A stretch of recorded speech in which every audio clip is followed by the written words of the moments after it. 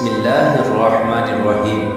اللہ تبارک و تعالیٰ کے نام سے شروع جو بڑا اس زمین پہ اللہ کے ایک کریم نبی عزیر علیہ السلام اللہ کے ہر حکم کو تسلیم کرتے تھے، انسانوں میں محبت، امن اور ایک دوسرے کے لیے احساس کو پیدا کرتے تھے۔ حضرت عزیر بن شلخیہ بنی اسرائیل میں حضرت موسیٰ علیہ السلام کے بعد تشریف فرما ہوئے۔ آپ تورات کے حافظ اور لوگوں کو اللہ کے اصول سمجھایا کرتے تھے۔ جب بنی اسرائیل قوم نافرمان ہو گئی تو اللہ نے اپنا عذاب بابل کے بادشاہ بخت نصر کی صورت میں نازل کیا۔ وہ بنی اسرائیل کو چن چن کے مارتا تھا اور اس نے یروشلم کو تباہ کر کے تورات کی ایک بھی جلد باقی نہ چھوڑی اور تقریباً 40,000 بنی اسرائیل کے عالموں کو مار دیا اور 1,00,000 یہودیوں کو قید کروا دیا۔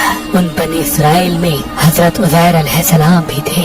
بس ایک دن اللہ نے معجزے سے اپنے نبی عزیر کو ان کی قید سے رہا کروایا۔ آپ رہائی کے بعد یروشلم آتے ہیں اور دیکھتے ہیں کہ پورا یروشلم ویران اور لوگوں کی قبریں بنی ہوئی ہیں۔ آپ کی آنکھوں سے آنسو رواں ہوتے ہیں اور اللہ سے فرماتے ہیں، اے اللہ، اب یہ لوگ تو کیسے زندہ کرے گا اور اس ویران شہر کو کیسے آباد کرے گا؟ یہ کہہ کے آپ نے دیکھا کہ وہاں کچھ میوہ دار درخت موجود ہیں۔ آپ وہ پھل کھاتے ہیں، انگور کا رس پیتے ہیں اور کچھ پھل اپنے پاس محفوظ کرتے ہیں، اور آپ کے ساتھ آپ کا گدھا بھی تھا جس پہ سوار ہو کے آپ یروشلم تک پہنچے تھے۔ آپ نے اپنے گدھے کو مضبوط رسی سے باندھ دیا اور ایک درخت کے نیچے آرام کرنے لگے۔ اس وقت آپ کی عمر مبارک تقریباً 40 سال کی تھی۔ اتنی دیر میں اللہ نے موت کے فرشتے کو حکم دیا کہ جاؤ عزیر کی روح قبض کر دو۔ حضرت عزیر علیہ السلام اور آپ کے ساتھ آپ کا کھانا اور گدھا زمین پہ ایسے ہی پڑا رہا۔ وقت گزرتا رہا، زمانہ بیتتا رہا۔ اللہ نے اپنی مخلوقات کی نظروں سے آپ کو پوشیدہ رکھا تھا۔ تقریباً 70 سال کے بعد فارس کا ایک بادشاہ یروشلم کی طرف آیا اور اس کو آباد کرنے لگا، اور اس کو دیکھ کے بنی اسرائیل کے وہ لوگ جو بخت نصر کے حملے کے بعد ادھر ادھر بھٹک گئے تھے، وہ سب آ کے یروشلم رہنے لگے اور نئے نئے باغات اور عمارتیں بنائی گئیں اور اس شہر کو پھر سے آباد کیا گیا، پہلے سے زیادہ خوبصورت بنایا گیا۔ مزید 30 سال گزرنے کے بعد جب تقریباً 100 سال گزر جاتے ہیں تو اللہ نے حضرت عزیر کو پھر سے زندہ کیا اور پوچھا، اے عزیر بتا تو کتنی دیر سویا رہا؟ حضرت عزیر علیہ السلام کی موت جب واقع ہوئی اس وقت صبح کا وقت تھا، اور جب آپ اٹھے تو عصر کا۔ تو آپ کہنے لگے، شاید میں صبح سے عصر تک سویا ہوں۔ اللہ پاک نے فرمایا،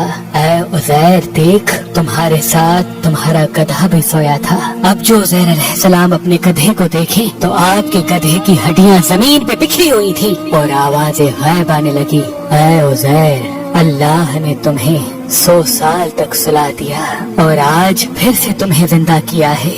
اب دیکھ تیرے گدھے کو میں کس طرح سے زندہ کرتا ہوں۔ حضرت عزیر علیہ السلام دیکھتے رہے کہ آپ کے گدھے کی ہڈیاں جڑنا شروع ہو گئی، ایک ڈھانچہ بننا شروع ہو گیا اور اس پہ ماंس چڑھنا شروع ہو گیا، اور رفتہ رفتہ وہ گدھا زندہ ہو کر آپ کے سامنے کھڑا ہو گیا۔ پھر اللہ کا حکم آتا ہے، اے عزیر دیکھ، آج بھی تیرا کھانا ویسے کا ویسا ہے جیسے 100 سال پہلے تھا۔ حضرت عزیر علیہ السلام اللہ کا شکر کرتے ہیں اور رو کے کہتے ہیں، بے شک جو انسان کو خون کی ایک بوند سے زندگی دے سکتا ہے وہ انسان کی گلی سڑی ہڈیوں کو بھی پھر سے زندہ کرنے کی قدرت رکھتا ہے۔